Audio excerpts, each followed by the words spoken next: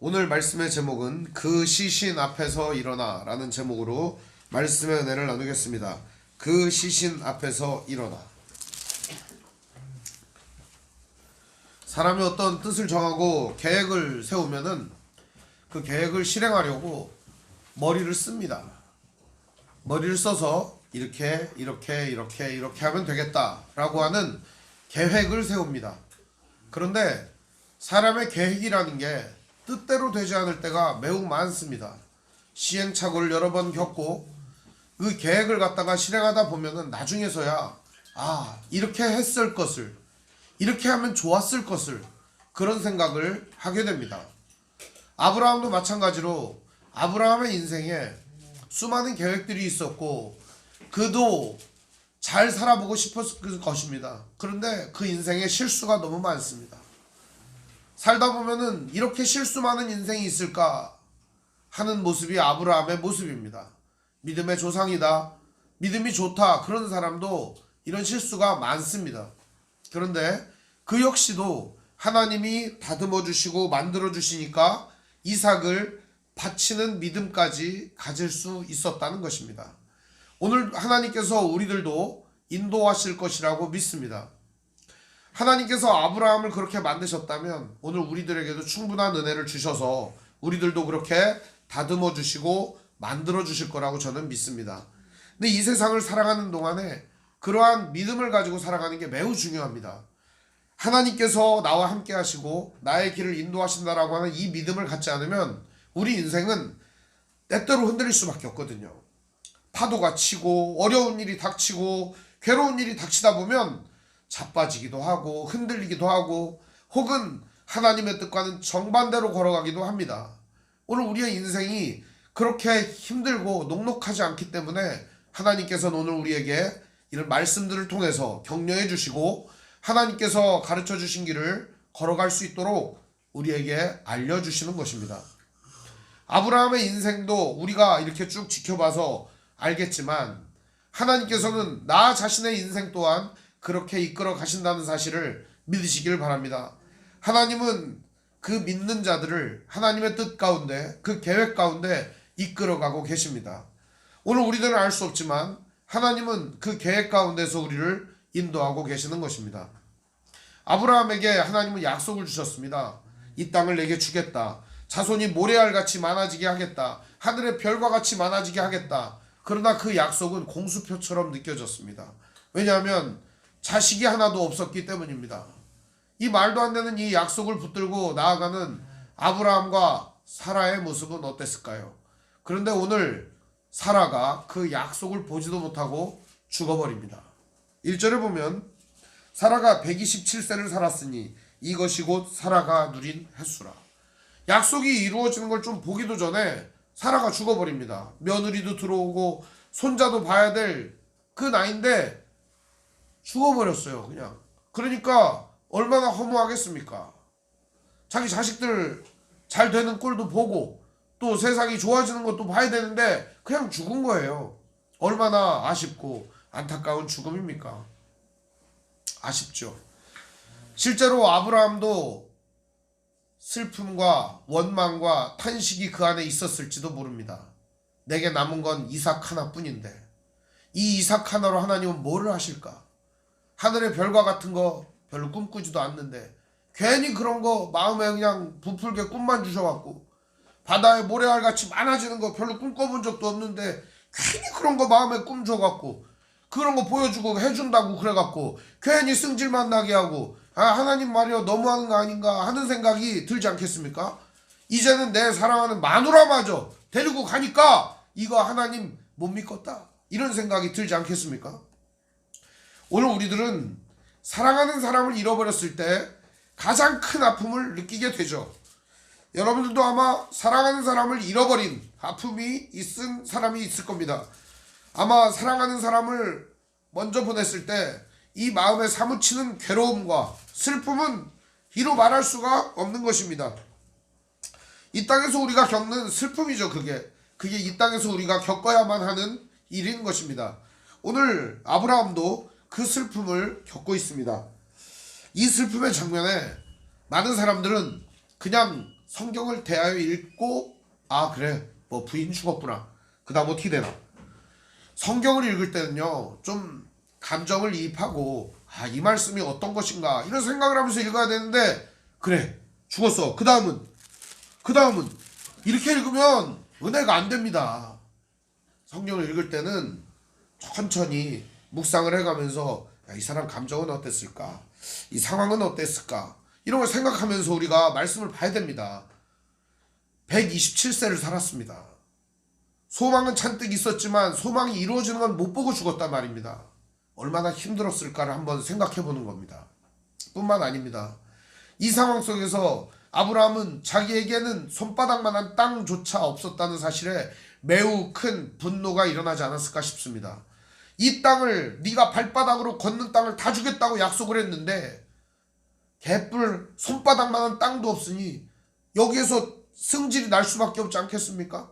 아브라함이 느끼는 것 감정은요 분노밖에 없었을 것 같아요. 제가 생각할 때는 여자가 성경에 몇 살에 죽었다 이런 게 나오는 거는 사라밖에는 없어요. 오늘 그것을 표기한 것도 아마 그런 것 같습니다. 믿음의 조상 그 어머니이기 때문에 이런 걸 표기했을 수도 있지만 사라의 인생이 얼마나 구구하고 얼마나 기구한 운명이었는지를 보여주는 내용인 것 같습니다. 127세 동안 많은 힘듦이 있었을 거라고 생각됩니다. 사라가 그 땅에서 죽었을 때 이런 식으로 성경은 마무리를 지어줍니다. 2절에 보면 사라가 가나안 땅 헤브론 곧 기럇 아르바에서 죽음에 이렇게 표현하고 있습니다. 여기 이 땅이 헤브론 땅이고 기럇 아르바다 이렇게 표현하고 있습니다. 요거는 역사교적인 맥락에서 두 사건을 동시에 보여주고 있는 겁니다. 헤브론이라고 하는 것은 다윗이 왕조를 처음에 개칭했을 때 시작했을 때 그때가 헤브론 땅에서 도읍을 정하고 왕국을 이루었던 것이죠. 그래서 다윗 왕국에 대한 이야기를 생각하면 될 것 같고요. 기럇 아르바라고 하는 것은 가나안 땅을 정복하러 여호수아가 갔을 때 그 땅 이름이 기럇 아르바였습니다. 이 아르바의 도시 뭐 이런 뜻이에요. 혹은 4명이 통치하는 도시 이런 뜻인데 거인 족속이죠. 아낙 족속이 지배하는 그런 땅에 하나님께서는 지배하게 하셨다라고 하는 걸 우리 이미 알고 있습니다. 그러니까 헤브론은 곧 다윗의 도시가 될 거고 기럇 아르바는 곧 가나안 땅으로 하나님께서 이스라엘 백성들을 보내어 정복하게 하실 땅이라고 하는 걸 후대 사람들은 이 성경을 보면서 알게 되는 겁니다. 아, 이 땅이 그럼 어떻게 된 거지? 하면서 이 과정을 살펴보게 되는 것입니다. 어떻게 그러면 우리가 이 땅을 정복할 수 있었고 얻을 수 있었고 오늘 이 나라가 우리에게 어떻게 주어지게 되었는가? 그런 것들을 바라볼 수가 있는 것이죠. 근데 그때 아브라함이 들어가서 사라를 위하여 슬퍼하며 애통하다가 그렇죠. 사랑하는 아내가 죽었습니다. 100세 아이도 낳았어요. 그런데 이 아내가 죽었습니다. 슬퍼하고 애통하는 것이죠. 요즘 세상 사람들의 악한 속담 중엔 이런 게 있습니다. 부인이 죽으면 남편이 화장실에 들어가서 웃는다는 거예요. 저는요 아마 그런 악한 속담을 누가 만들어낸지 모르겠지만 새장가를 들어서 좋다는 거죠. 아마도 악한 놈들이 그런 걸 만들어낸 것 같습니다. 대부분은 다 그러지 않을 거라고 저는 생각을 합니다. 이 큰 슬픔을 어떻게 감당할 수 있겠습니까? 아브라함은 이 큰 슬픔 앞에 엎드려서 슬퍼하고 있었습니다. 애통하고 있었습니다. 그런데요 슬퍼하고 애통하는데 갑자기 거기서 어떻게 하냐 3절에 보니까 그 시신 앞에서 일어납니다. 제가 오늘 이걸 제목으로 정했는데요 그 시신 앞에서 일어납니다. 거기서 엎드려서 애통하고 슬퍼하고 울다가 갑자기 일어납니다. 장례 치르다가 땅 사러 가는 사람 보셨습니까 여러분? 장례 치르다가 갑자기 사람들한테 가갖고 이 땅 얼마요? 그러면서 땅 사러 가는 사람 보셨어요? 오늘 얘기는요 땅 사는 얘기가 아닙니다. 한 사람의 집념에 대한 얘기입니다. 하나님께서 주신 사명을 지키기 위하여 한 사람이 그 집념을 가지고 얼마만큼 애를 쓰며 나아가는가에 대한 이야기인 거예요. 단순히 땅 사는 얘기가 아닌 거예요. 이렇게 아브라함은 아내의 시신을 두고 일어서야 할 정도로 급박한 상황을 알고 있었던 것입니다. 아니 더 정확하게 말하면 아브라함은 미리도 그 땅을 살 수 있었어요. 이 막벨라구를 살 수 있었단 말입니다. 그때 사람들한테 얘기해가지고 군사를 끌고 소돔과 고모라를 정벌하고, 아브라함이 굉장히 세력이 강대하고 많지 않습니까? 집에서 키운 사람도 318명이나 될 정도로 굉장히 많습니다. 그러니까 이런 힘을 가지고 야, 이 땅 내놔, 이거 내 땅이야, 그렇게 차지할 수도 있었을 겁니다. 혹은 그렇게 힘이 좋을 때 평상시에 야, 이 땅 좀 사야겠다, 야, 내가 여기 매장지로 삼으면 좋겠다, 이 생각을 할 수 있지 않겠습니까? 그런데 아브라함은 하필 언제를 선택하냐? 그 시신 앞에 통곡하다가 일어납니다. 저는요, 이게 계획된 철저한 아브라함의 시나리오라고 생각합니다. 왜냐하면 그는 기회를 엿보고 있었던 겁니다. 그 땅을 사려고, 그 땅을 얻으려고 기회를 엿보고 있었던 겁니다. 이 땅 전체가 다 누구의 땅이냐면 헷족 속의 땅입니다. 헷족 속이라고 하는 건 가나안 족속을 말하는데, 가나안 족속 전체의 땅입니다.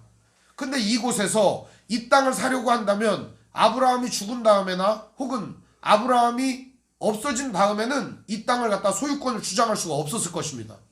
근데 아브라함은 여기서 확실하게 소유권을 정하고 싶었던 것입니다. 그래서 그때 기회를 엿보고 있다가 바로 이곳이 약속의 땅이고 하나님이 나에게 주실 곳이다 라고 믿었기 때문에 그는 자신의 모든 지혜와 능력과 역량과 재물을 동원하여 그곳을 삽니다.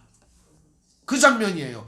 이 애를 쓰는 장면이에요. 근데 그게 바로 그 시신 앞에서 눈물과 슬픔과 애통을 딛고 일어나는 장면입니다. 이 일어난다는 말이 우리 잘 아는 말이에요. 달리다 쿰 할 때 그 쿰이라는 말이에요. 쿰, 일어나라, 이런 말이죠. 일어나는 거예요. 일어나가지고 나가서 헷족 속에게 이렇게 말합니다.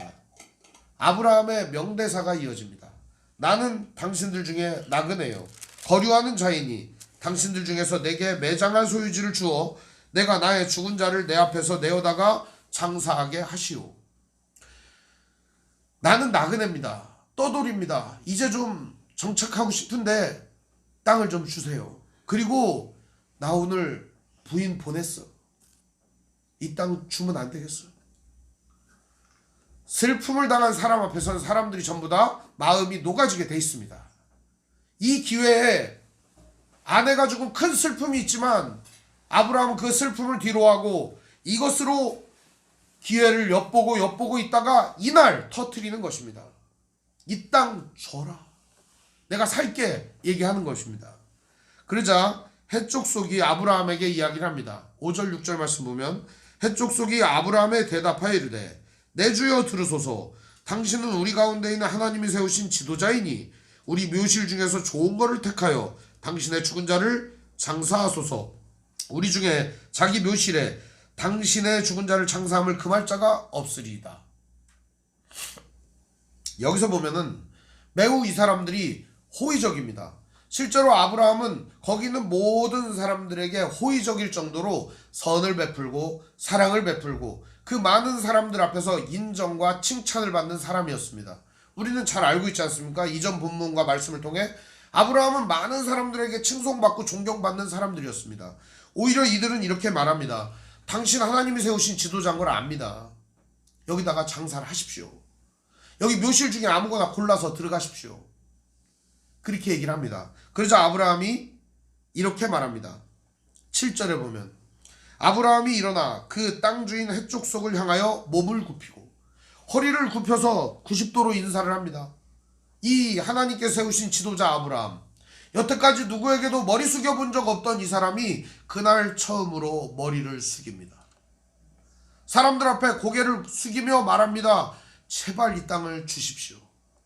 아내를 떠나보낸 이 남편이 고개를 숙이며 부탁을 합니다. 누가 안 들어주겠습니까? 이런 상황을 아브라함은 다 제가 보기에는 염두에 두고 계산했던 것입니다. 일어나 그는 또 말합니다. 8절에 그들에게 말하여 이르되 나로 나의 죽은 자를 내 앞에서 내어다가 장사하게 하는 일이 당신들의 뜻일 텐데 내 말을 듣고 나를 위하여 소알의 아들 에브론에게 구하여 그가 그의 밭머리에 있는 그의 막벨라 굴을 내게 주도록 하되 충분한 대가를 받고 그 굴을 내게 주어 당신들 중에서 매장할 소유지가 되게 하기를 원하노라 하매. 이쯤 되면 그래 내가 팔게 이렇게 해야 되지 않습니까? 그런데 이 사람들은 팔고 싶은 마음이 없는 겁니다. 왜 그러냐면 어차피 아브라함이 여기다가 매장지를 삼고 여기서 들어가서 살게 되면 어떻게 되는 거예요? 우리랑 엉기고 성겨가지고 같은 족속이 될 것이다 라는 생각을 했던 것이죠.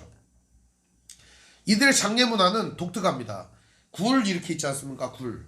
그럼 굴 속에다가 시체를 던져 넣어요. 그럼 그 시체가 썩지 않습니까? 그럼 썩은 시체를 갖다가 다음 굴이 또 있어요. 거기다가 뼈를 다 집어 넣어요. 이렇게 뼈를 다 집어 넣으면은 합장이 되는 거예요. 조상들하고 다 같이 합장이 되는 거죠. 아버지, 할아버지, 그 증조 할아버지, 고조 할아버지 다 들어가는 거 그 안에 싹 다 들어가가지고 합장이 되는 거예요. 뼈다귀가 이렇게 엉기고 성기는 거예요. 그 안에 들어가갖고. 그러니까 먼저 시체를 넣어가지고 시체가 다 말라서 비틀어져서 이제 뼈가 될 때까지 기다렸다가 그 다음 뼈를 갖다 거기다 다시 집어 넣는 것이죠. 이런 방식의 장례거든요. 근데 이런 방식의 장례뿐만 아니라 이곳에서 아브라함이 해족속과 함께 얽히고 설키고 해서 이들은 원하는 게 뭐예요? 아브라함이 해족속이 되기를 원하는 겁니다. 아브라함은 이거를 간파해낸 거예요. 알고 있었던 거예요. 그리고 오늘 기회를 잡아 이 땅을 사려고 왔던 겁니다. 나는 너희들과 같은 해족속이 되지 않아. 나는 하나님의 언약 자손이야. 이것을 지조를 지키고 아브라함은 이것을 꼭 사기를 원했던 것입니다. 집념이죠. 사람이요 집념이 있으면 다 이룰 수 있습니다. 뜻이 있는 곳에 길이 있다고 뜻을 세우면 길은 열리는 법입니다. 아브라함은 이렇게 기회를 삼아 이 땅을 사려고 합니다. 그러자 성문 앞에 앉아있던 에브론이 일어납니다. 10절에 보면 에브론이 해족속 중에 앉아있더니 그가 해족속 곧 성문에 들어오는 모든 자가 들어오는 데서 아브라함에게 대답하여 이르되. 실제로 여기 성문 앞에 있는 의자는요 재판석을 의미합니다. 여기는 일종의 원로들이 앉아가지고 재판을 하는 곳이에요. 그래가지고 성문 앞에 있는 의자가 이게 성경에 등장을 하잖아요. 그러면 그것은 그 사람이 이 도시의 가장 높은 자 내지는 가장 유력한 자라고 보시면 되겠습니다. 근데 그런 사람이 누구였어요? 에브론이라고 하는 사람이었습니다. 하필 그 밭은 누구의 밭이었냐면 에브론의 밭이었습니다. 그러니까 우리가 땅을 사도요 그냥 이웃 주민 땅 사는 건 쉽습니다. 그런데 대통령 땅을 우리가 살려고 그러면 쉽습니까? 어렵습니다. 쉬운 일이 아닙니다. 근데 이 지역의 대표자의 땅을 사려고 합니다. 어려운 일입니다. 기회를 봐서 아브라함은 그 땅을 사려고 하는 것이죠. 근데 에브론은 앉아있다가 일어나서 이야기를 합니다. 에브론의 이야기는 이렇습니다. 11절에 보면 에브론의 이야기가 있습니다. 우리 같이 한번 읽어볼까요? 내 주여 그리 마시고 내 말을 들으소서. 내가 그 밭을 당신에게 드리고 그 속의 굴도 당신에게 드리되 내가 내 동족 앞에서 당신에게 드리오니 당신의 죽은 자를 장사하소서. 무슨 의미인지 아시겠죠? 줄 테니까 거기다 묻어. 줄 테니까 거기다 장사를 치네. 우리하고 같이 얽혀 살자. 너 우리 족속이 되면 좋지 않냐? 같이 하나가 돼보자. 아브라함은요 단칼에 거절해버립니다. 12절에 보면 아브라함은 이에 그의 땅의 백성들 앞에서 몸을 굽히고. 저는 이런 자세들이요 그냥 나오는 게 아니라 아브라함은 이미 작심을 하고 여기 대들었다는 걸 알 수가 있어요. 안 그래도 부인이 죽어갖고 열받아 죽겠는데 슬퍼 죽겠는데 이런 상황에서 땅을 안 판다 그러면 뭐 할 거예요? 만약에 그러면은 에이씨 때려 쳐버려. 그리고 딴 데다가 묻을 거 아닙니까? 그런데 아브라함은 그러지 않아요. 계속 이걸 사려고 해요. 몸을 굽힙니다. 계획된 거죠. 철저한 겸손이죠. 이들이 이렇게 계속 나오는데도 아브라함은 계속 몸을 굽히고 그 땅을 사고자 합니다. 그때 백성이 듣는 데서 에브론에게 말을 합니다. 거기 있는 모든 사람들, 성문 앞에 있는 사람들 앞에서 아브라함의 장래에 슬퍼하는 그 사람들 앞에서 말을 하는 겁니다. 이렇게 말을 하는 겁니다. 13절에 보면 당신이 합당히 여기면 청하건대 내 말을 들으시오. 내가 그 밭값을 당신에게 주리니 당신은 내게서 받으시오. 내가 나의 죽은 자를 거기 장사하겠노라. 산다는데 왜 못 사게 합니까? 살게요. 제발 팔아주세요. 에브론의 대답은 어땠을까요? 에브론의 대답을 한번 읽어봅시다. 14절 15절입니다. 함께 읽어봅니다. 시작. 에브론이 아브라함에게 대답하여 이르되 내 주여 내 말을 들으소서. 땅값은 은 400세겔이나 그것이 나와 당신 사이에 무슨 문제가 되리이까. 당신의 죽은 자를 장사하소서. 땅값은 원래 거기가 한 10세겔이면 살 것 같습니다. 10세겔. 왜냐하면 에레미야가 그 밭을 살 때, 에레미야가 아나돗의 밭을 살 때 가격이 얼마냐? 대략 한 17세겔로 샀다고 해요. 그리고 후대잖아요. 후대. 인플레가 돼가지고 더 돈이 비쌀 거 아닙니까? 그죠? 옛날에는 뭐 라면 한 봉다리에 50원 하던 거 요즘에 비싸잖아요. 500원 하잖아요. 그죠? 이제 인플레가 되면 더 비싼 거 아닙니까? 예레미야가 훨씬 후대거든요. 17세겔이었어요. 17세겔. 그리고 다윗 왕 때는 얼마였는지 알아요? 아라우나의 타작마당 얼마에 산지 아는 사람? 50세겔에 샀어요. 50세겔. 왕도 그 값을 치르고 샀어요. 근데 이 에브론이라고 하는 이 호랑말코 같은 놈이 도대체 여기서 어떻게 값을 매기냐? 400세겔 주시오. 400세겔. 무슨 말이냐면 너 그렇게 땅 사고 싶어? 그러면은 400세겔 내놔. 오늘날로 말하면 100만원짜리 땅을 갖다 이렇게 말하는 거예요. 그래? 그렇게 땅 사고 싶어? 원래는 이거 100억짜리야. 근데 그냥 줄게. 같이 살자. 아브라함은 알았어. 그리고 그 돈을 주워버립니다. 여기는 모든 사람이 놀래버린 것이죠. 그 땅은 아브라함의 땅이 된 겁니다. 그는 말했던 거죠. 원래는 400세겔인데 그냥 사러 와서. 이 말은요, 아브라함을 오히려 욕되게 하는 말이었습니다. 아브라함은 근데 이때를 기다린 것입니다. 그가 금액을 제시할 그때를 기다렸던 것입니다. 알았어. 그리고 바로 그 돈을 지불해버립니다. 믿음이란 무엇이냐? 바로 준비되었을 때 그 값을 치르고 그것을 사는 것입니다. 지극히 값진 진주 하나를 어떤 장사꾼이 만났습니다. 내가 가지고 있는 모든 전 재산을 다 팔아도 이것과는 비교할 수가 없는 거예요. 어마어마한 가치를 지니고 있는 것입니다. 그는 그 진주를 삽니다. 자기에 있는 옷도 벗고 빤스만 입고 다 사버리는 거예요. 그거를 싹 다. 땅에 보화가 묻혀 있습니다. 그 땅을 반드시 사야겠어요. 있는 거 싹 다 팔아갖고 그거 사는 겁니다. 오늘 우리들이 가지고 있는 귀한 가치가 어디에 있는가를 생각해 보시기를 바랍니다. 아브라함은 하나님이 주신 그 땅의 가치를 두고 그것을 자기의 모든 것을 걸고 그 땅을 사버립니다. 시간도 기회도 모든 것들도 그는 철저하게 계산하고 준비하여 그 땅을 매입하는 것입니다. 아브라함의 이러한 철저한 모습은 오늘 믿음을 가진 우리들의 사명의 자세에 큰 도전을 줍니다. 오늘 여러분이 가장 최우선으로 여기고 있는 가치는 무엇입니까? 바로 예수 그리스도 아닙니까? 우리가 예수 그리스도를 우리의 최우선의 가치, 하나님 나라를 우리의 최우선의 가치로 둔다면 오늘 우리는 이 아브라함과 같은 삶의 태도와 모습을 가져야만 합니다.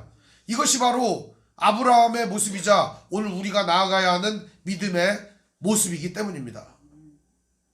이 말씀은요, 단순히 땅 사는 얘기가 아니라고 했잖아요. 아브라함은 이 땅을 기어코 매입을 하고 있는데 그것은 바로 하나님의 약속을 믿었기 때문입니다. 오늘 우리도 하나님의 약속을 믿고 나아간다면 이 약속 앞에서 우리의 모든 것을 걸고 나아가는 믿음이 필요합니다. 신앙생활은 취미생활이 아닙니다. 우리의 인생을 걸고 우리의 모든 삶을 거는 인생의 수건입니다. 오늘 우리가 하나님의 뜻 가운데 전진한다는 것은 결국 하나님이 내 삶의 주인이 되고 온 우주와 만물의 주인이신 하나님이 사람들을 온전하게 하실 그날을 기다린다는 것입니다. 아브라함은 이렇게 그 땅을 삽니다. 어떻게 하느냐? 16절 같이 한번 읽어볼까요? 시작. 아브라함이 에브론의 말을 따라 에브론이 해족속이 듣는 데서 말한 대로 상인이 통용하는 은 400세겔을 달아 에브론에게 주었더니 마므레와 막벨라에 있는 에브론의 밭 곧 그 밭과 거기에 속한 굴과 그 밭과 그 주위에 둘린 모든 나무가 성문에서 들어온 모든 해족속이 보는 데서 아브라함의 소유로 확정된지라. 아브라함은 이 땅을 기어코 사고 맙니다. 오늘 우리가 믿음을 가졌다면 우리의 이 믿음은 바로 이러한 집념과 끈기를 요구한다는 것입니다. 이 믿음이 단순한 믿음이 아니라 하나님의 사랑과 은혜를 확실하게 체험한 자가 나아가는 길이라는 사실입니다. 이삭을 바치고 아브라함은 그 하나님을 더 신뢰하게 됩니다. 그 믿음을 가지고 나아갔을 때 자기의 전 인생을 걸어버리는 모험을 하게 되는 것입니다. 그리고 아브라함은 자기의 소유로 확정될 때까지 이 싸움을 끝까지 이어나갔던 것입니다. 그 후에야 아브라함은 자기 아내를 거기에 매장을 합니다. 19절에 보면 그 후에 아브라함이 그 아내 사라를 가나안 땅 마므레와 막벨라 굴에 장사하였더라. 마므레는 곧 헤브론이더라. 이 말을 왜 붙였을까요? 헤브론이야말로 지금 현재 다윗이 도읍을 정했던 첫 성읍이자 유다 땅의 가장 중심되는 지역이기 때문에 알려주는 겁니다. 여기가 바로 이렇게 산 땅이다. 여기가 바로 이런 집념의 땅이다. 여기가 바로 하나님의 뜻 가운데 모든 것을 걸었던 아브라함의 터전이다. 이거를 후대에게 알려주는 겁니다. 오늘 믿음의 세대들에게 이 말씀은 어떻게 드릴까요? 하나님의 뜻과 그 은혜를 위하여 나아가는 우리의 발걸음이 거칠 것이 없어야 된다는 걸 보여주는 겁니다. 우리 앞에 주어진 여러 상황들과 조건들은 우리를 힘들게 하고 넘어지게 하고 우리를 실망시킬 때가 너무나도 많습니다. 그러나 이 모든 상황을 딛고 우리는 믿음을 가지고 이 모든 상황 속에서 하나님 의지하며 나아가는 성도들이 되시기를 바랍니다. 결론의 말씀을 드립니다. 우리 20절 같이 한번 읽어볼까요? 시작. 이와 같이 그 밭과 거기에 속한 굴이 해쪽 속으로부터 아브라함이 매장할 소유지로 확정되었더라. 근데 이 확정되었더라 할 때 이 확정된다는 말이 쿰이라는 말입니다. 쿰. 이 확정된다는 말이 아까 아브라함이 시신 앞에서 일어났다 할 때 일어나는 말이 쿰이라는 말이잖아요. 여기 매장할 소유지로 확정되었더라 라는 말이 쿰이에요. 일어난다 이런 말이에요. 하나님께서는요 이곳에서부터 아브라함의 역사를 일으키시기 시작한다는 겁니다. 하나님께서는 이곳에서부터 새로운 역사를 일으키기 시작한다는 겁니다. 이때부터 하나님께서는 이 가나안 땅의 소유주가 아브라함이다 라고 못을 박아버리는 겁니다. 하나님께서는 어쩌면 우리에게 믿음을 요구하시는 것입니다. 내가 이 땅을 너희에게 주겠다고 했지만 실제적으로 오늘 우리에게 요구하시는 건 바로 그 믿음의 행동인 것입니다. 믿음이 없는 사람들도 있어요. 그런 사람들도 행동을 합니다. 미약하죠. 그러나 하나님은 그 사람이 성숙되고 완성되기까지 이끌어 가신다는 겁니다. 그 사람이 하나님의 뜻대로 다듬어질 때까지 기다리신다는 겁니다. 그리고 오늘 아브라함의 이러한 위대한 믿음이 드러나기까지 하나님께서는 그와 함께 동행하시고 그를 이끌어 주신다는 것입니다. 하나님은 오늘 우리의 믿음과 상관없이 우리들을 끝까지 이끌어 주실 것을 믿으시길 바랍니다, 여러분. 하나님은 연약한 우리지만, 나약한 우리지만, 상황에 이리저리 흔들리는 우리들이지만 그 모든 상황 속에서도 우리를 인도하시고 다듬어 주시고 어루만지셔서 그리스도 예수의 형상이 충만한 데 이르도록 우리를 만들어 주실 것입니다. 오늘 우리들의 이 믿음을 포기하지 마시고 좌절하고 넘어지고 실망하고 실패해도 아브라함처럼 끈기 있게 이 사명을 붙들며 나아가는 믿음의 형제자매들 되시기를 주님의 이름으로 축원드립니다. 기도하겠습니다. 사랑과 은혜가 풍성하신 아버지 하나님, 은혜와 사랑을 감사합니다. 오늘 우리들은 매우 연약한 삶을 살아가고 있습니다.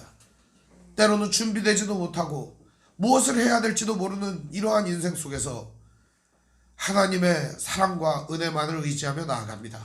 주님, 오늘 우리들을 인도하시고 붙잡아 주시옵소서. 연약한 우리들을 세워주시옵소서. 하나님의 뜻 가운데 나아갈 때 날마다 일어나는 여러 가지 풍파와 고통과 여러 가지 파도들을 헤치며 나아가며 하나님 더욱 의지하며 이 사명을 붙들게 하옵소서. 우리 주 예수님 이름으로 기도합니다. 아멘.